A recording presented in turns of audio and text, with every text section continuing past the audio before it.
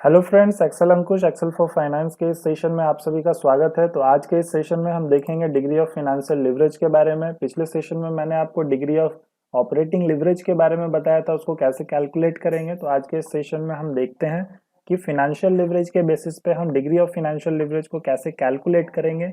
तो देखिए, यहाँ पर मेरे पास बहुत सारे अलग अलग टाइप के ऑप्शंस अवेलेबल हैं इस फिनेंशियल लिवरेज के कैलकुलेशन के लिए। तो मैंने आपको स्टेप बाय स्टेप इसके बारे में बताया था।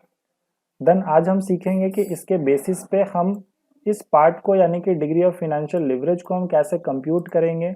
तो सबसे पहले मैं इस एरिया को रिमूव कर देता हूं ताकि मैं स्टेप बाय स्टेप आपको बताऊं। Then degree of financial leverage को कैलकुलेट करने के लिए आपके पास दो वे होता है। तो डिग्री ऑफ फिनेंशियल लिवरेज को कैलकुलेट करने का मैंने ये दो तरीका आपको थ्योरी पार्ट में बोला था कि मैं आपको डिस्कस करूंगा। तो एक जो तरीका होता है वो होता है degree of financial leverage in case अगर आपके फॉर्म में कोई भी प्रेफरेंस शेयर अवेलेबल नहीं है तो आप simply EBIT divided by EBIT minus interest कर देंगे। लेकिन हमारे केस में प्रेफरेंस शेयर अवेलेबल है तो हम प्रेफरेंस शेयर को डिविडेंड पे कर रहे हैं। तो उस केस में आपको degree of financial leverage calculate करने के लिए EBIT divided by EBIT minus interest minus dividend to preference share divided by 1 minus tax rate. तो इस फॉर्मूला पे आपको पुटअप करना है जिसके बेसिस पे हम इवेल्युएट करेंगे डिग्री ऑफ फाइनेंशियल लिवरेज। तो सबसे पहले आपको ये डेटा इस फील्ड से कलेक्ट करना है। तो कैसे हम कलेक्ट कर सकते हैं, तो मैंने आपको वी लुकअप के बारे में बताया था पिछले सेशन में।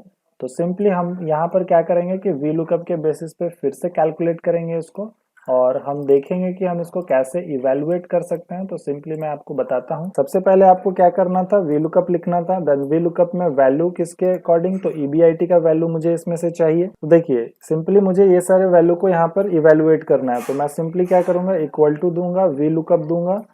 मैं लुकअप वैल्यू लिया जिसके अकॉर्डिंग मुझे फाइंड करना है। देन मैं क्या करूंगा, इस टेबल को सिलेक्ट करूंगा। इस टेबल से मुझे डेटा चाहिए तो मैं इस टेबल से डेटा लूंगा। तो मैं सिंपली इस टेबल को सिलेक्ट कर लिया। देन इसको मुझे क्या करना है, फिक्स करना है।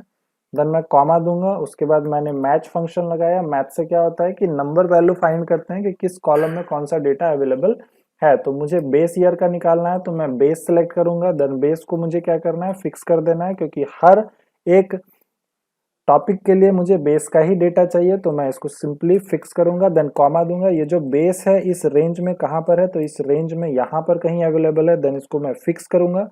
देन कॉमा देके 0 ब्रैकेट क्लोज। देन कॉमा देके वी लुकअप के लिए 0 ब्रैकेट क्लोज। 0 हम लोग परफेक्ट वैल्यू को फाइंड करने के लिए देते हैं कि एग्जैक्ट मैच हो, यानी कि जो भी आप फाइंड कर रहे हैं उसके अकॉर्डिंग ही डेटा शो करे। देन इंटर कर देंगे तो आपका ये जो रिजल्ट है, ये देखिए 50,000 जो है, ये देखिए 5 लाख यहाँ पर है, 5 लाख यहाँ पर अवेलेबल है, वो यहाँ पर आ गया। तो सिंपली आपको क्या करना है, इसको ड्रैग करना है। तो ऑटोमेटिक जितना भी कैलकुलेशन पार्ट है वो वन टाइम में आपका हो जाएगा। देन इसी फॉर्मूला को मैं यहाँ पे कॉपी करूंगा। तो सिंपली डबल क्लिक करिए। फॉर्मूला को कॉपी करने के लिए आपको डबल क्लिक करके फॉर्मूला सेलेक्ट करना है। सेलेक्ट करने के बाद आपको कंट्रोल सी बटन प्रेस करना है जिससे फॉर्मूला कॉपी हो जाएगा। देन आप इंटर बटन प्रेस करेंगे। इंटर करने के बाद आप इस सिलेक्शन एरिया पर आएंगे, डबल क्लिक करेंगे। देन आप कंट्रोल वी पेस्ट करेंगे, कंट्रोल वी से पेस्ट हो जाएगा। अब आपको सिंपली इसमें क्या करना है, तो देखिए यहाँ पर सारा जो डेटा है वो एज इट इज रहेगा। बस आपको चेंज करना है इस वैल्यू को। तो इस वैल्यू को हम कैसे चेंज करेंगे, तो सिंपली आपको क्या करना है, इस चीज को जी जो है उसको चेंज करके आपको एच में चेंज कर देना है। तो ये एच यानी कि इंक्रीज का डेटा शो करेगा। बाकी जो सेम डेटा है वो एज इट इज रहेगा। देन इंटर कर दीजिए और इसको सिंपली आप क्या करिए, ड्रैग कर दिए। तो इससे आपका काम और इजी हो गया। देन हमको degree of financial leverage calculate करना है। तो मैंने फॉर्मूला आपको बताया। तो सबसे पहले इक्वल टू देंगे। देन ऊपर में आपका क्या होगा, ईबीआईटी होगा और इसमें से हमको क्या करना है, डिवाइड करना है। तो डिवाइड क्या करना है, तो डिवाइड हम करेंगे ईबीआईटी माइनस इंटरेस्ट। सबसे पहले आपका ये पार्ट डिवाइड होगा। देन इस पार्ट से हम डिवाइड क्या, इस पार्ट को हम माइनस करेंगे। किससे माइनस करेंगे, तो प्रेफरेंस शेयर को जो हमने डिविडेंड दिया है, तो preference share dividend divided by 1 minus tax rate. तो ये जो 1 माइनस टैक्स रेट है इसको आप ब्रैकेट में लिखें। देन ये वाला जो पार्ट है इसको आप कंप्लीट को ब्रैकेट में लिखें और ये वाला जो पार्ट है इसको आप एक होल ब्रैकेट में कर दें। तो इस तरह से आप जैसे ब्रैकेट यूज करते हैं तो उस तरह से आप ब्रैकेट लगा दें कि सेपरेट आपका डेटा रहे। देन आप जैसे इंटर करेंगे आपका ये जो रिजल्ट है ये शो करेगा आपका इस तरह से। तो इस तरह से आप degree of financial leverage calculate कर सकते हैं। देन मैं आपको फिर से बताता हूँ, कंफ्यूजन ना हो इसके लिए। तो इक्वल टू किया, सबसे पहले फॉर्मूला आपका क्या है, ईबीआईटी। तो ईबीआईटी मैंने सिलेक्ट किया। देन ईबीआईटी को डिवाइड करना है, तो मैंने डिवाइड किया। किससे डिवाइड करना है, तो मुझे डिवाइड करना है, तो हर चीज को आप ब्रैकेट में रखिए। तो मैं एक बड़ा ब्रैकेट स्टार्ट करता हूँ और इसके अंदर छोटे छोटे पार्ट को मैं इंटर करते जाऊंगा। तो मैंने एक और ब्रैकेट लिया और मैं करूंगा ईबीआईटी माइनस इंटरेस्ट, ये एक पार्ट हो गया मेरा। देन इसमें से मुझे माइनस करना है, तो क्या माइनस करना है, तो मुझे इसमें से माइनस करना है, तो मैं ब्रैकेट ओपन किया और मुझे माइनस करना है preference share dividend divided by 1 minus tax rate. इस तरह से मैं दे दिया वैल्यू। तो ये आपका वैल्यू हो गया। देन फाइनली एक ब्रैकेट क्लोज कर दीजिए, ये वाला।